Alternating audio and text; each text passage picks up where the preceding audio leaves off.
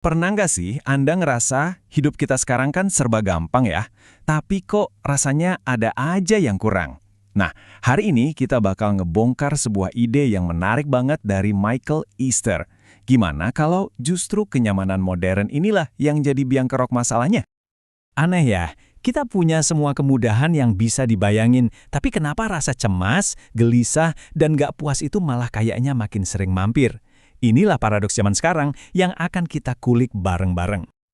Oke, kita mulai dari bagian pertama. Kita akan lihat gimana cara pandang kita terhadap sesuatu itu bisa jungkir balik 180 derajat hanya karena lingkungan di sekitar kita berubah. Michael Easter ini, dia menemukan satu kebenaran yang penting banget soal hidup. Tapi, dia harus pergi dulu ke salah satu tempat paling ekstrim di muka bumi buat benar-benar sadar akan hal itu. Kutub Utara alias Arktik. Gila kan? Penerbangan yang persis sama, pas berangkat rasanya kayak neraka, tapi pas pulang rasanya kayak surga. Apa coba yang beda? Cuma satu hal, 33 hari penuh perjuangan di antara dua penerbangan itu. Oke, pengalaman Easter tadi emang ekstrim banget. Tapi kenapa ya, kita semua ini juga punya kecenderungan yang sama? Kenapa kita cepat banget lupa buat bersyukur atas semua kenyamanan yang kita punya? Jawabannya, ternyata ada di settingan pabrik otak kita dari zaman purba. Coba bayangin deh, otak kita itu ibarat software yang dirancang ribuan tahun yang lalu. Tujuannya simpel banget, cuma dua, cari yang nyaman dan hemat energi sebisa mungkin. Dulu ini krusial banget buat bertahan hidup dari ancaman kelaparan atau diterkam binatang buas. Nah, ini dia masalahnya. Software jadul itu sekarang kita jalankan di dunia yang serba modern.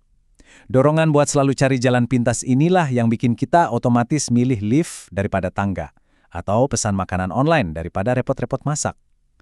Dan akhirnya, justru inilah yang jadi sumber banyak masalah kesehatan fisik dan mental kita sekarang.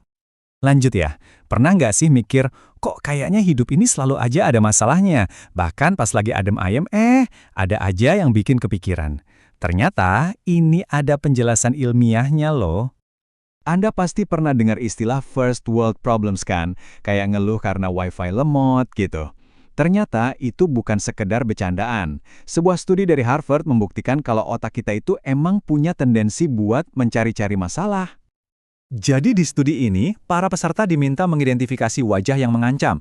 Tapi diam-diam, jumlah wajah yang beneran mengancam itu dikurangi. Hasilnya gimana? Peserta bukannya jadi lebih tenang. Malah sebaliknya, mereka mulai menganggap wajah-wajah yang netral sebagai ancaman. Artinya apa? Otak kita itu kayak punya kuota masalah yang harus dipenuhi, bahkan kalau perlu ngarang sendiri. Nah, inilah alasannya kenapa pas nggak ada masalah besar yang harus kita hadapi, hal-hal sepele kayak pesanan kopi yang salah atau internet yang lemot bisa terasa kayak akhir dunia. Bukan karena kita manja, tapi karena otak kita emang lagi menggeser tiang gawang definisinya soal apa itu masalah. Oke, jadi masalahnya jelas ya, kita terlalu nyaman. Terus solusinya gimana? Apa harus ke kutub utara juga? Tenang, Anda nggak perlu sampai sejauh itu kok. Ada cara yang jauh lebih praktis. Coba deh, lihat angka ini. Hanya 2%. Cuma 2% orang yang sadar memilih naik tangga kalau di sebelahnya ada eskalator. Sisanya, ya pasti ambil jalan yang lebih gampang. Disinilah kuncinya, jadilah bagian dari yang 2% itu. Idenya sederhana banget, sengaja pilih jalan yang sedikit lebih susah, bawa sendiri belanjaan yang nggak seberapa itu, parkir mobil di tempat yang paling jauh, atau pilih naik tangga. Ini intinya bukan soal bakar kalori, tapi soal melatih otot mental kita biar lebih kuat menghadapi kesulitan dan juga buat mengkalibrasi ulang cara pandang kita. Nah, selain dosis-dosis kecil setiap hari, ada satu lagi nih, tantangan besar tahunan yang bisa benar-benar mengubah cara Anda melihat diri sendiri selamanya. Namanya Misogi. Anggap aja, ini semacam ritual pendewasaan versi modern. Satu tantangan super berat yang kita lakukan setahun sekali, yang tujuannya cuma satu, membuktikan ke diri sendiri kalau kita itu jauh lebih kuat dari yang selama ini kita kira. Aturannya simple banget, cuma ada dua. Pertama, tantangannya harus susah banget sampai-sampai peluang Anda buat berhasil itu cuma 50/50. Kedua, dan ini yang paling penting, Anda nggak boleh mati. Jadi ini soal mendorong batas kemampuan, bukan cari bahaya yang konyol. Ujung-ujungnya, semua ini balik lagi ke satu hal. Dopamin, si hormon motivasi di otak kita.